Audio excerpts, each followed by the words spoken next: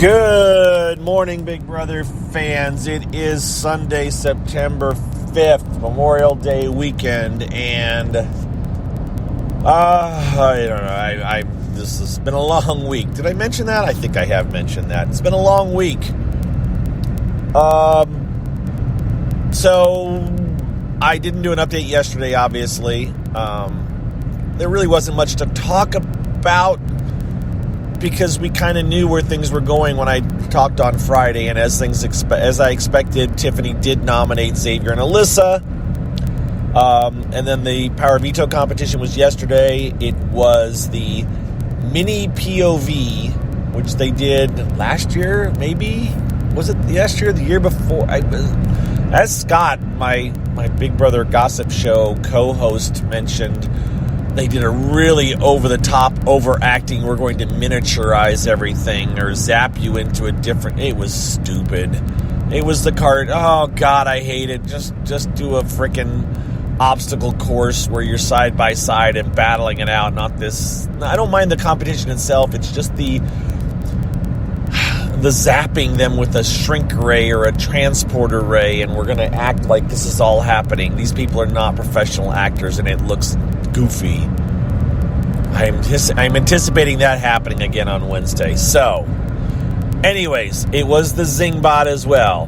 The Zings were kind of lame, it sounds like. Like, you know, I don't know, as I think, I don't know. Someone pointed out it's kind of hard to zing people that aren't really over-the-top annoying, and most of these house guests aren't really over-the-top annoying. I'm not sure all the zings that were done, but one zing, the zing for Xavier, was something about his pretending to care about Azah, maybe, or I don't know. It just sounded awkward and strange, and it's one thing to attack someone's personality or, something about them directly, but when you start attacking the way they treat a fellow house guest, that can bleed over, and I think it did cause a bit of a problem with Azah's kind of like, it's okay, don't worry about it, like, wow, the two of us got brought up in your zing, that's embarrassing, it's not like they were a showmance or anything, so it's like, wow, okay. We'll have to see what the other ones are. Like, Derek should have been just something about him sitting around all the time on the couch. That if you ever get off of that big blue couch, would have been something to say, because he knows that he lays around on that couch all the time, and they know he do. And Kylan's could have been something about your incessant one-on-ones. They could have done that, because if Kylan doesn't know he does that, everybody else does. I don't know what Kylan's was, though. And I don't care. You guys don't need to ping me and tell me. It's all right. I appreciate it, but I'll find out on Wednesday. I'm not that worried about it. But so Zingbot showed up. They did that at some point yesterday afternoon. And then they did the head of household, the POV competition. And Alyssa won the power of veto. So Alyssa is staying. Although some people thought that maybe they would try to get her to use it on Xavier and then have Tiffany put up Claire. Ended up voting out Alyssa, or have Tiffany put someone else up and have them vote out Alyssa, but they're not voting out. Alyssa is not going to be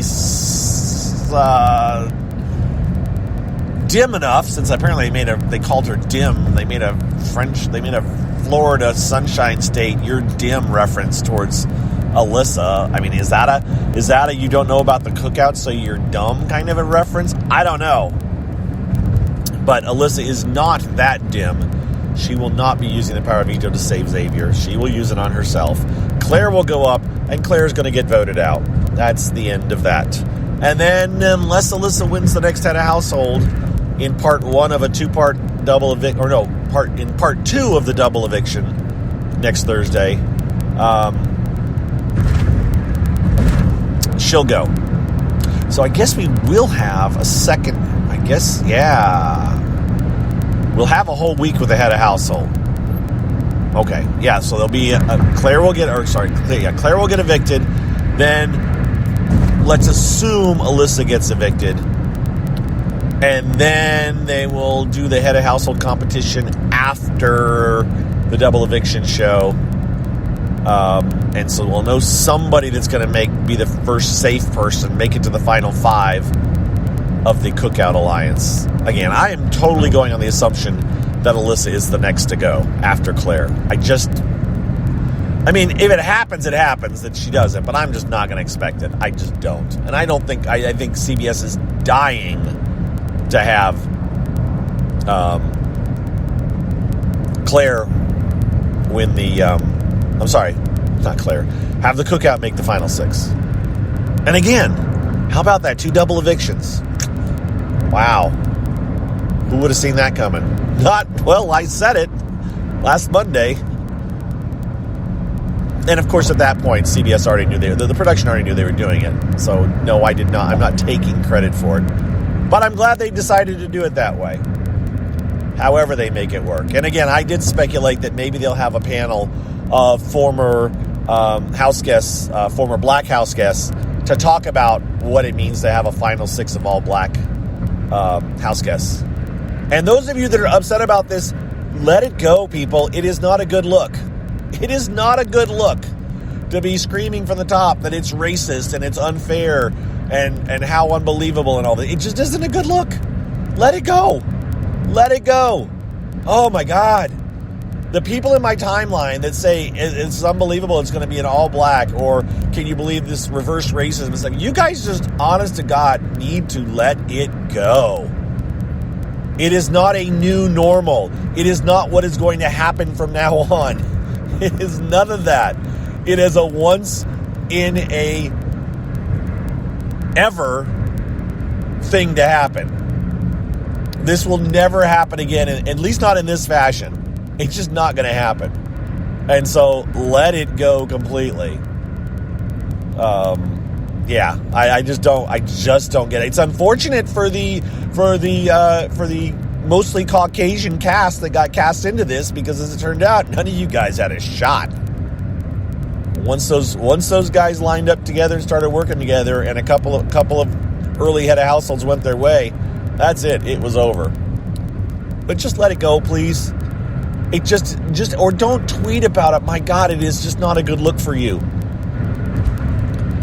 At least to me, it doesn't look good. And I keep getting messages, and I keep seeing comments about, and all I can think about when I read those is like, oh my gosh. And I know for a fact that I am talking to a decent percentage of the Big Brother fandom.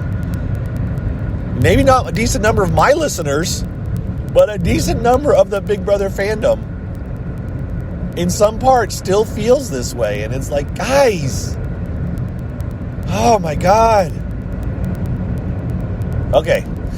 With that being said, I don't know how many people have stopped listening at this point. I'm sure if you have, you have just clicked, all right, I'm done listening to Mike. That's what's up. I am not doing, I may do a car cast tomorrow. We'll see. Tomorrow is Memorial Day. I do not work tomorrow. I am not going to be paying much attention to the feeds today because I have a fantasy football thing going on.